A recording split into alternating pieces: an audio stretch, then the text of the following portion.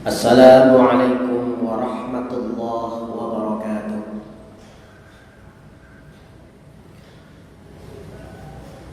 Alhamdulillahi rabbil alamin, alladzi khalaqana minal adam wa 'allamna ma lam nakun na'lam wa wahabana fitratas salimah was suratal karimah وجعلنا السمع والأبصار والأفئدة وكان فضل الله عظيما أشهد أن لا إله إلا الله وحده لا شريك له وأشهد أن محمدا عبده ورسوله لا نبي ولا رسول بعده اللهم صل وسلم وبارك على محمد وعلى آله وأصحابه وعلى من سار على نهجه وتمسك بسنته إلى يوم الدين أوصيكم وإياي نفسي بتقوى الله وطاعته لعلكم تفلحون حيث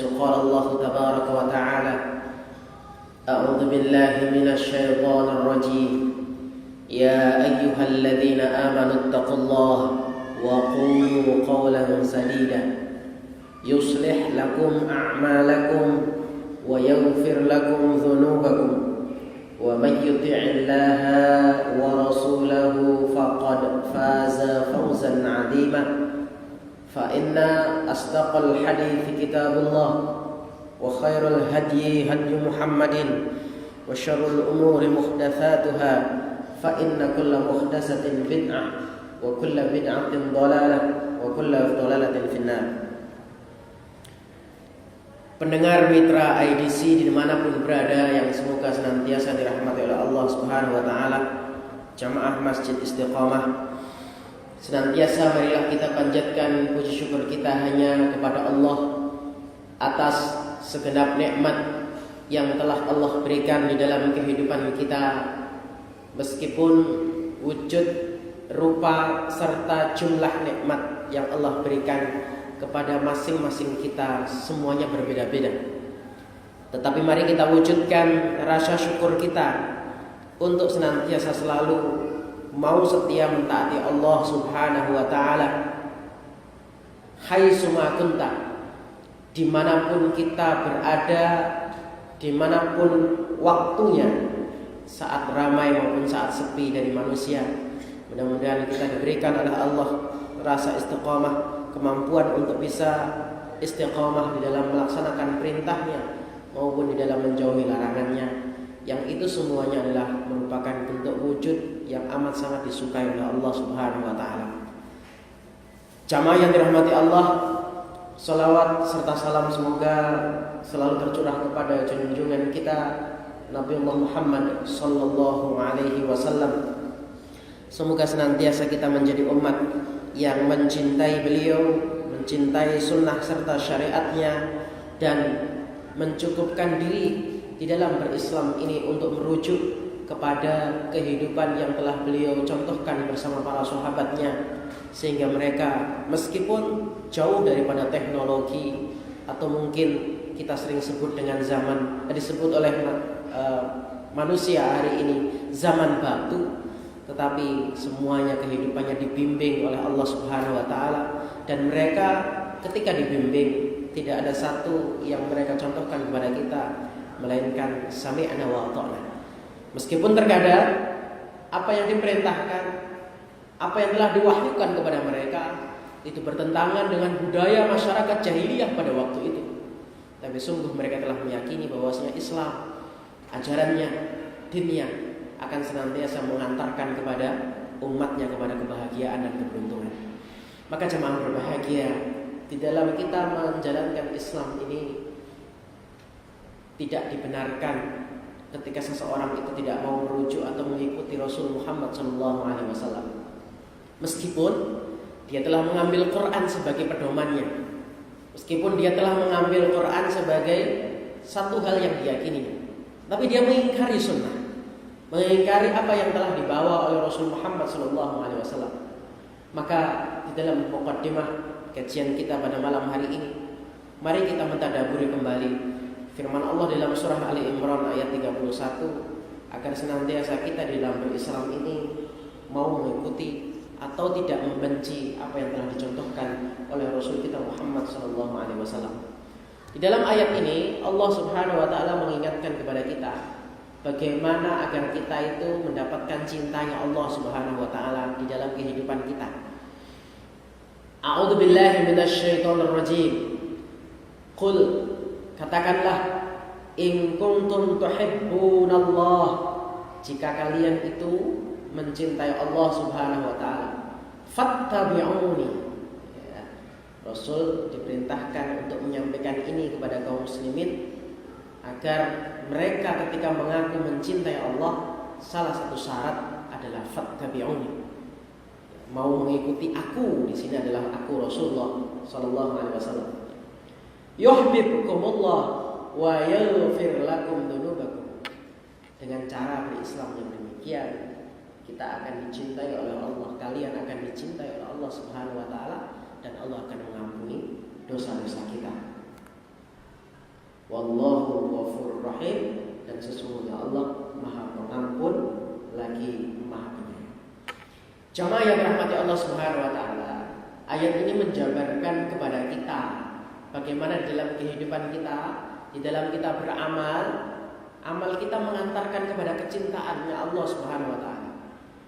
Karena sesungguhnya kalau kita mengaitkan dengan kajian pada pekan lalu, jadi pekan-pekan ini kita masih membahas bab topik masalah bagaimana pentingnya ilmu dan iman untuk membalut amal yang kita lakukan. Karena sesungguhnya sebuah amal yang tidak dibalut dengan ilmu yang benar atau tidak didasari dengan keimanan yang benar, maka sungguh banyak contoh yang kemarin telah saya sampaikan membuat apa yang dilakukan dan diusahakan oleh manusia bisa jadi sia-sia atau tidak diterima atau bahkan dimurkai oleh Allah Subhanahu wa taala lantaran dia dalam beramal mungkin tidak mau merujuk kepada apa yang dicontohkan oleh Rasul kita Muhammad sallallahu alaihi wasallam. Jamaah berbahagia, qul in kuntum tuhibbunallah. Allah mengatakan, memerintahkan kepada nabi kita Muhammad sallallahu alaihi wasallam bahwasanya jika kalian itu mencintai Allah, tentunya di dalam berislam itu bukan dengan cara selera kita.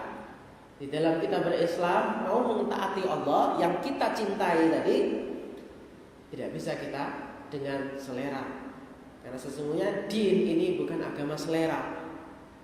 Ya, sehingga diutuslah Nabi kita Muhammad SAW untuk dicontoh dan diikuti.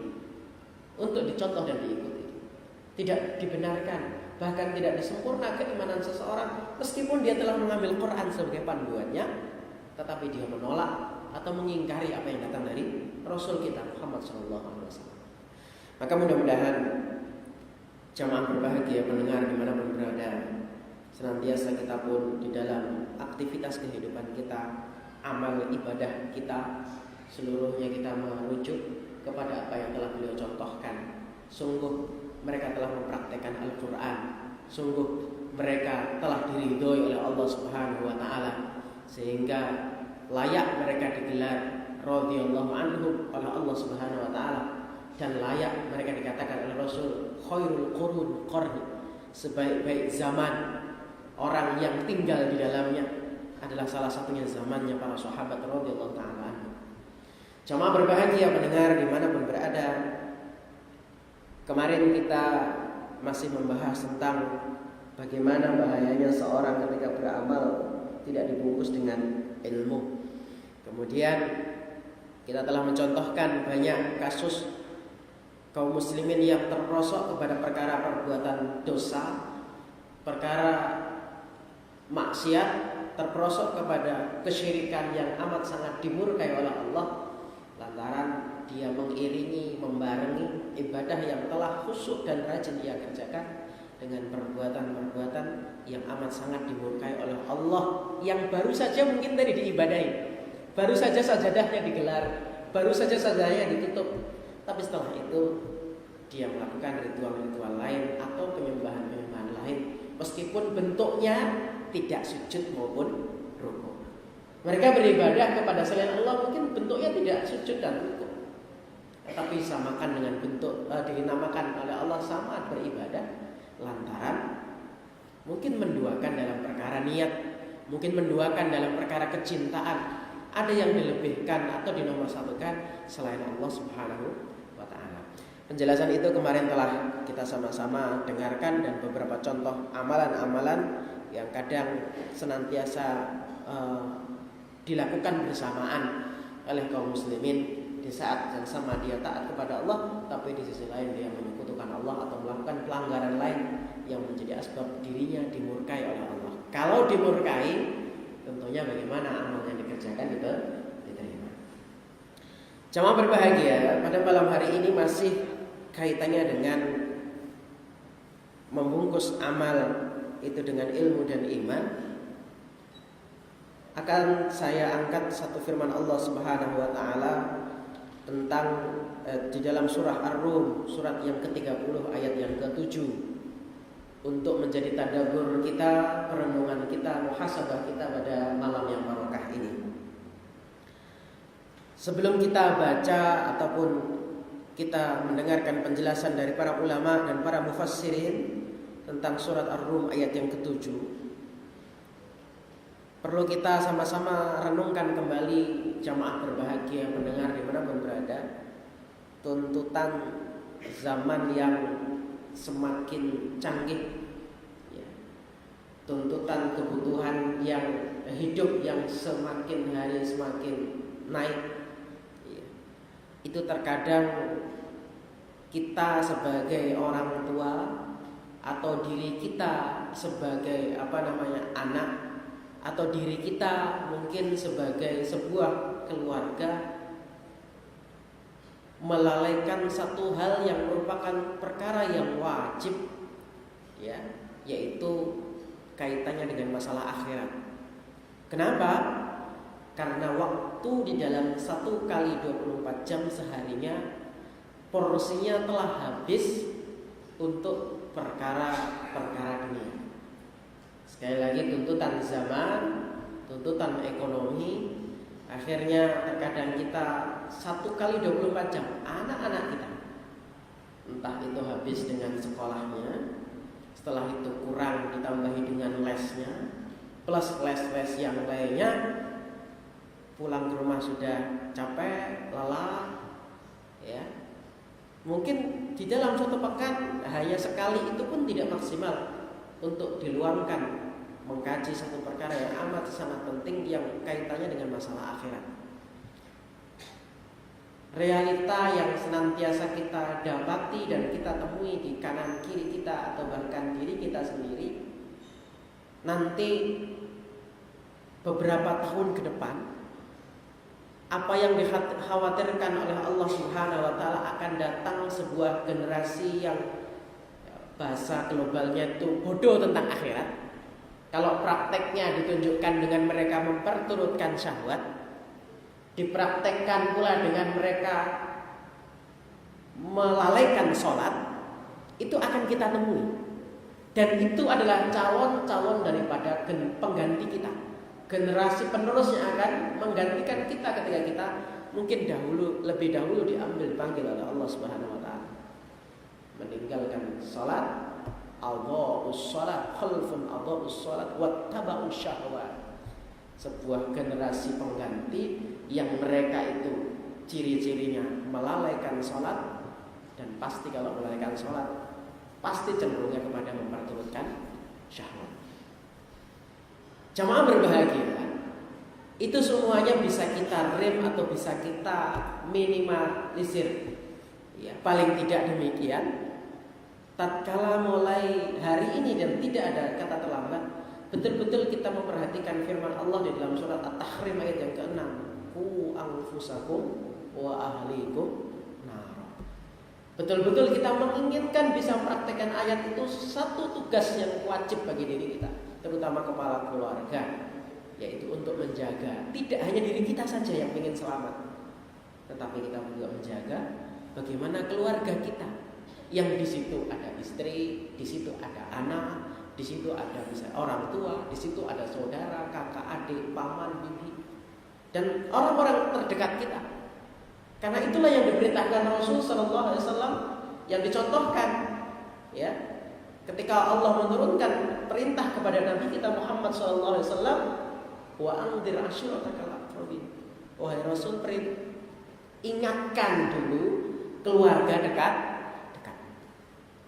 Nah, jamaah berbahagia, dari fenomena-fenomena inilah kita malam hari ini ingin merenung dan mentadaburi bagaimana Allah mengatakan atau bahkan menyamakan kita dengan satu kegiatan dan pekerjaan yang setiap hari dilakukan oleh orang-orang non-muslim. Ada istilah Monday. Ya, saya benci hari ini, saya suka sekali dengan hari ini. Ketika pekerjaan numpuk di awal pekan, mereka melaksanakan kegiatan untuk mencari nafkah full time. Setelah itu Jumat mulai agak longgar, Sabtu mulai mereka menggunakan hasil usaha dalam satu pekan untuk memenuhi hajat berikutnya.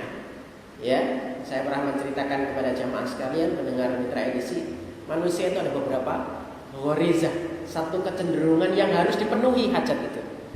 Ya, tetapi ketika tidak dibalut dengan iman, tidak dibalut dengan rasa khusyuk kepada Allah, rasa takut, rasa khauf kepada Allah, maka bisa jadi seorang menghalalkan segala cara untuk memenuhi hajatnya tadi. Kita lihat aktivitas mereka yang hari ini juga ditiru oleh sebagian besar kaum muslimin. Pokoknya cari uang, dunia, pemenuhi, sudah dapat, bersenang-senang karena penat sepekan. Setelah itu dalam bersenang-senang namanya tidak ada iman, tidak dibungkus dengan din. Bersenang-senangnya tentunya di luar koridor syariat. Mungkin bisa jadi melanggar atau bahkan melaksanakan perkara yang dimurkai oleh Allah. Setelah itu apa? Hari Minggu, bahasa mereka Minggu bukan Ahad. Nah, kalau kita ya nggak usah ngikut bahasanya, lebih dianukan dengan kata Ahad. Ya, hari Minggu kata mereka akan masuk ke dalam gereja-gereja, mengakui dosa-dosanya kepada Tuhannya. Setelah selesai dengan beranggapan bahwasanya dosanya telah bersih, hari Senin di-start lagi pekerjaannya. Terus begitu terus berulang setiap pekan, setiap bulan, setiap tahun dan sepanjang hidup yang masih Allah berikan dalam dirinya. Ternyata kebiasaan semacam ini, jamaah berbahagia, hari ini telah mulai diikuti. Berawalnya dari mana? Saya kembali kepada awal. Tadi berawal dari anak-anak yang kita didik, yang kita sekolahkan, dan seluruh sekolahannya mengorientasikan kepada perkara dunia. Apa yang sebenarnya dikhawatirkan?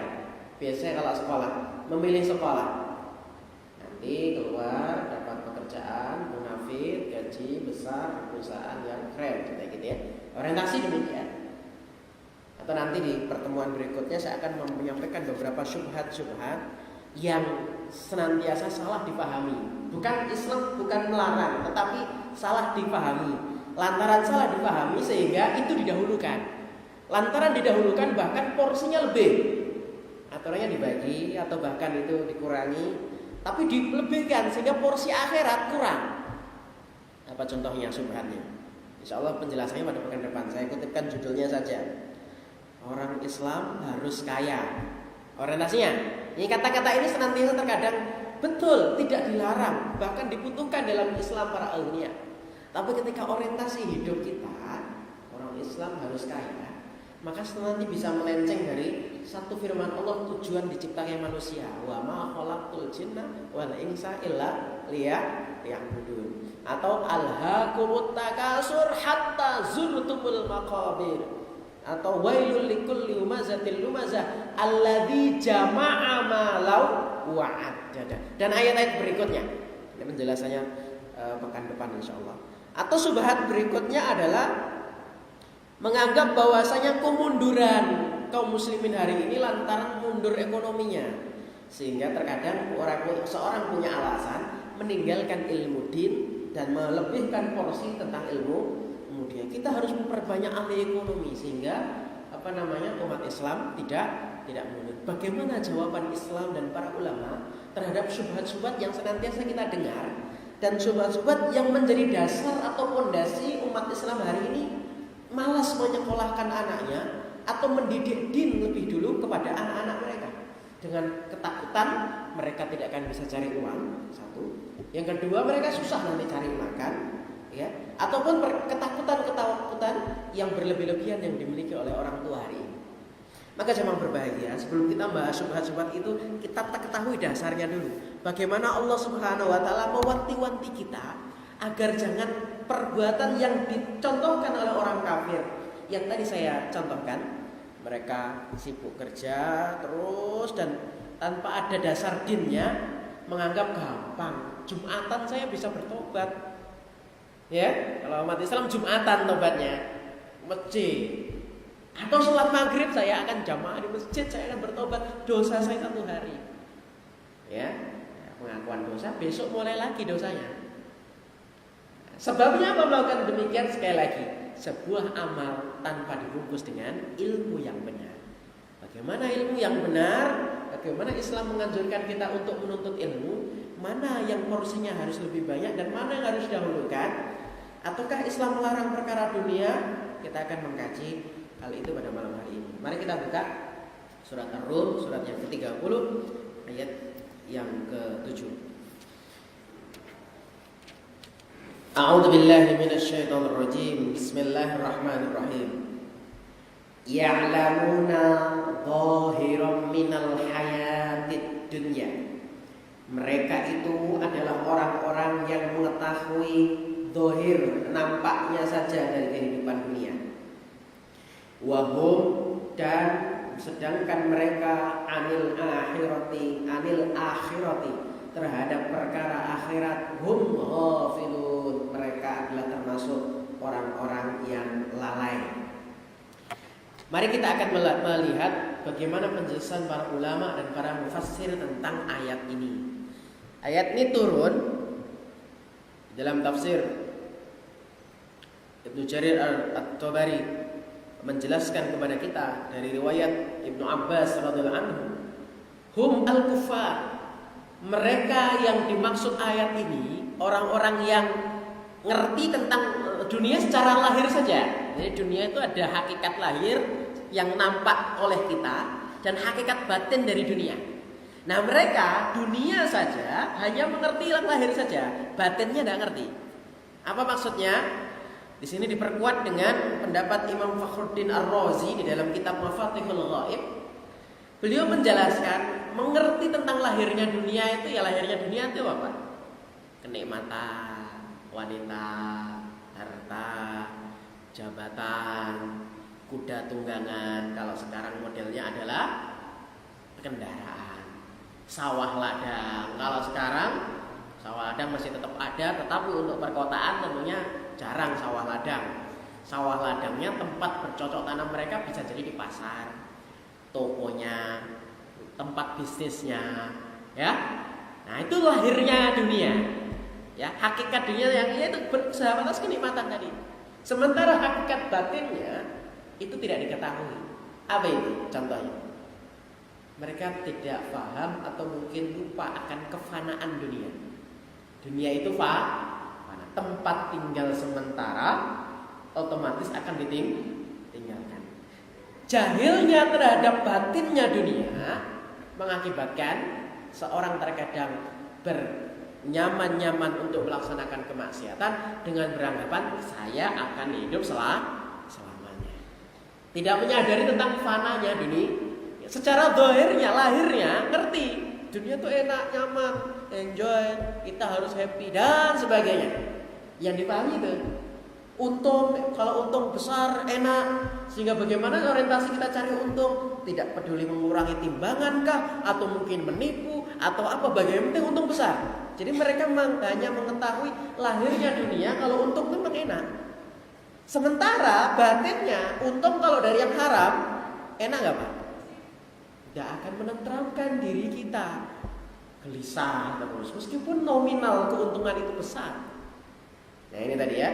Jadi beliau mengatakan, menjelaskan kepada kita bahwasanya orang kafir tadi di dalam ayat ini, sekali lagi ayat ini khitabnya awalnya diturunkan menjelaskan tentang perilaku orang kafir yang mereka ngerti dunia, Itu pun ayatnya menjelaskan zahirnya saja. Jadi lahirnya yang permukaannya saja. Semuanya inti dunia itu nggak ngerti juga. Ya. Apalagi tentang akhirat. Wahum anil akhirati hum ghafilun. Sedangkan mereka tentang perkara akhirat justru lebih ghafil lagi, lalai. Orang dunia, hakikat dunia saja. Maka penting bagi seorang hamba mengetahui tentang hakikat dunia. Sedang apa dia? Ya. Maka jemaah yang berbahagia, catatan perjalanan hidupnya manusia, ya, mulai dari alam ruh sampai nanti dibangkitkan oleh Allah Subhanahu wa taala di hari kiamat, itu perlu kita ketahui. Untuk apa? Nah, sekali lagi kaitannya dengan ilmu. Kenapa kok jahil masalah batinnya dunia tadi? Sekali lagi tidak pernah duduk dalam majelis-majelis ilmu, sehingga mengerti ya dunia ya tempat kita bernikmat-nikmat. Ya, ad-dunya jannatul kafir wa sijnul mu'min. Dimana dikatakan memang betul dunia itu adalah jannahnya orang kafir dan penjaranya orang mukmin, gitu ya. Nah, jamaah berbahagia.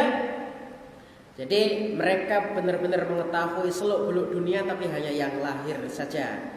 Tapi tidak mengenal dunia secara batinnya. Pertama, salah satunya adalah hakikat dunia itu berupa fana, akan kita tinggalkan, tidak kekal. Atau kalau kita mengingat apa yang telah diceritakan oleh Rasul Shallallahu Alaihi Wasallam tentang hakikatnya dunia, sampai para sahabat sendiri saja ditawari itu tidak mau. Lebih baik memilih rakaatul fajri, 2 rakaat yang dikerjakan sebelum kita mengerjakan sholat subuh, khairum minad dunya wa ma fiha, lebih baik daripada dunia dan seisinya. Rasul berjalan menemu bangkai kambing mati, cacat pula. Sudah mati, cacat telinganya. Diambil oleh Rasul. Siapa yang mau membeli bangkai kambing ini dengan harga 1 dirham? Ya.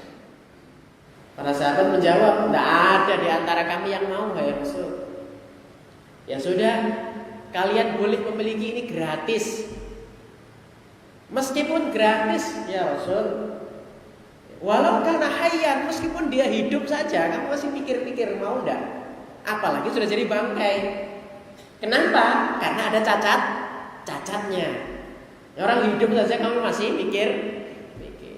Demi Allah, kata Rasul, sungguh hinanya bangkai ini di mata kalian. Itu lebih hina dunia di mata Allah Subhanahu wa taala. Coba, ini lebih hina dari seekor bangkai kambing yang mati cacat pula. Ya. Sehingga benar-benar jemaah yang dirahmati Allah Subhanahu wa taala, bagaimana sikap para sahabat terhadap dunia. Ya. Sebelum itu kita lanjutkan lagi bagaimana penjelasan yang lain. Ini masalah orang yang ngerti zahirnya saja tentang dunia tapi bodoh terhadap akhirat. Syekh Abu Bakar Jabir Al-Jazairi dalam kitab Aisarut Tafasir, Syekh Abu Bakar Jabir Al-Jazairi ini juga mengarang satu kitab yang cukup terkenal yang di dalamnya ada akidah dan fikih, namanya Minhajul Muslim. Ya, kalau diterjemahkan, saya pernah melihat di sini itu pedoman hidup Muslim, gitu ya. Tebelnya ya kurang lebih sebuku ini, lebih tebal lagi. Banyak karya-karya beliau yang menjadi rujukan, ya. Nah, di sini beliau menjelaskan kepada kita apa maksud ya'lamuna dhahiran minal hayatid dunya. Ya, maksud Allah di dalam ayat ini, mereka orang kafir itu mengerti zahirnya dunia. Ya, di sini beliau menjelaskan zahirnya dunia yang diketahui oleh manusia orang kafir tersebut hanya masalah mengais rizki saja.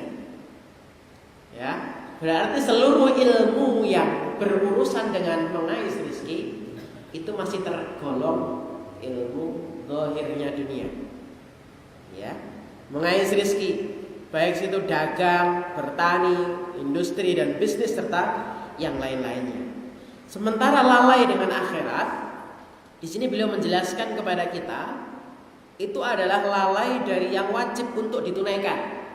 Coba kita renungkan, bagaimana ketika seseorang itu lalai terhadap sesuatu yang wajib kita kerjakan. Kalau tidak kerjakan, pertama dosa, dimurkai oleh Allah. Ujungnya ketika terus meninggalkan yang wajib, pasti ujungnya nar. Salah satunya contohnya sholat. Masalakakum min saqar?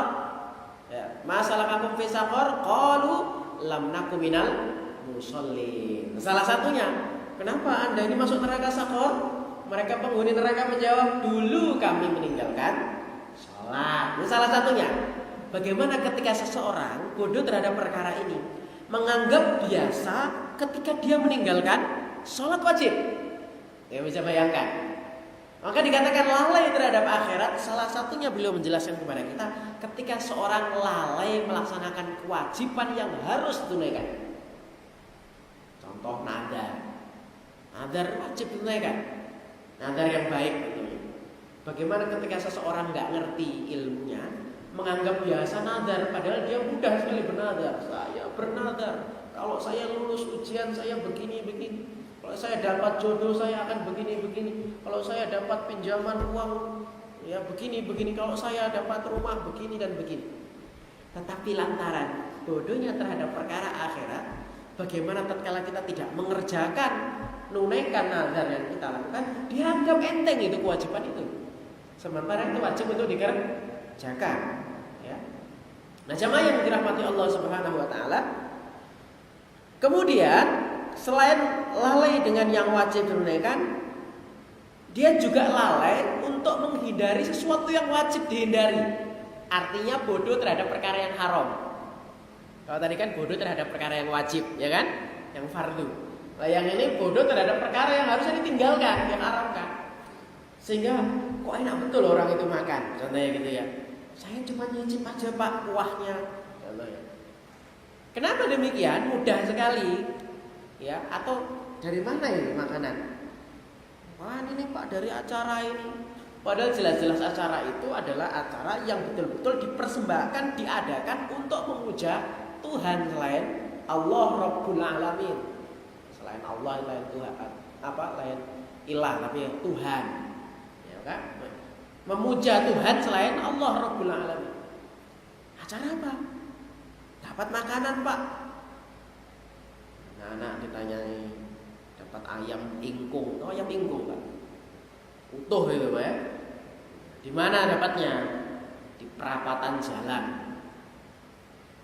Pertama dzubihali ghairillah, jelas-jelas disembelih bukan menyebut nama Allah, ataupun meskipun menyebut nama Allah, dipersembahkannya jelas-jelas bukan untuk Allah.